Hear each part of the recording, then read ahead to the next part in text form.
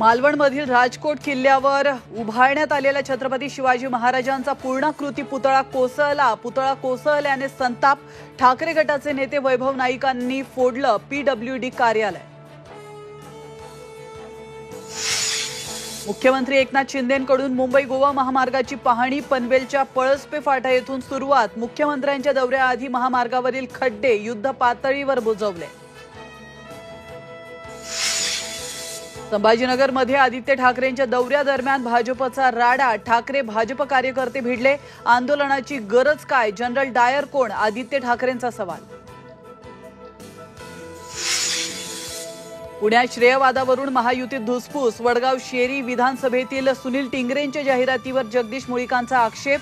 अजित पवारांच्या उपस्थितीत आज विकास कामांचं भूमिपूजन होणार।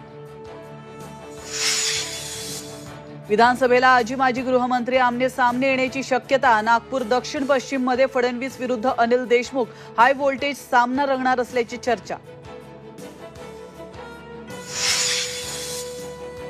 बदलापूर अत्याचार प्रकरणातील नराधम अक्षय शिंदेला 14 दिवसांची न्यायालयीन कोठडी। शाळेच्या मुख्याध्यापिका संस्थेचे अध्यक्ष सचिवांनाही कल्याण कोर्टाने आरोपी ठरवलं। गणेशोत्सवाच्या तोंडावर एसटी कर्मचारी संपाच्या पावित्र्यात तर 3 सप्टेंबरपासून संपाचा इशारा।